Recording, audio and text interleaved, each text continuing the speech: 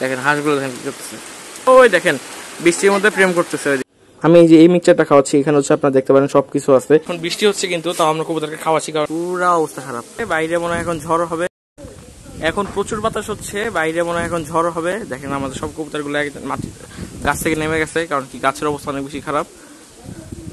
দেখেন অবস্থা, দেখেন কি অবস্থা, নারকেল গাছ থেকে অবস্থা দেখেন, পুরা অবস্থা খারাপ।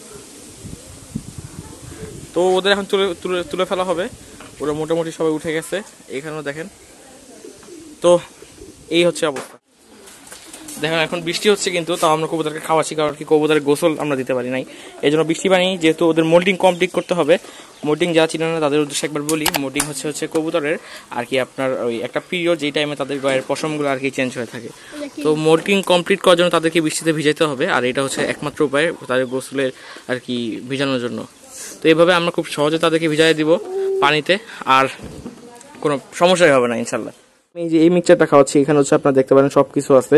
আচ্ছা, তো কবুতরের মিক্স নিয়ে কথা বললে, কবুতরের মিক্সে বর্ষাকালে আপনারা যে সমস্ত খাবার রাখবেন সেটা হচ্ছে আপনার এই যে দেখেন ধান কিন্তু অল্প আছে, কারণ কি যেহেতু খোপে কবুতর পারি আমি, দেখেন কবুতরগুলো দেখেন আপনার বেশ আনন্দে আছে বর্ষা বৃষ্টির মধ্যে গোসল করে। এখন দেখেন এখানে কিন্তু আপনার রেজা আছে, অল্প রেজা কিন্তু ভালো মতো আছে।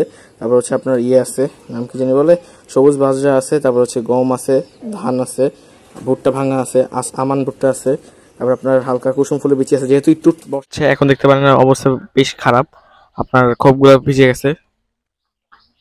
কিন্তু বৃষ্টির ভালো অবস্থা, ভালো বৃষ্টি হচ্ছে। মোল্টিং কমপ্লিটের জন্য আমাদের এই কাজটা করতেই হতো। এই দেখেন চলে আসছে আমার পছন্দের কবুতর। দেখেন এত বৃষ্টির মধ্যে কিছু বেয়াদব এখনো ঢুকে নাই খোপের মধ্যে।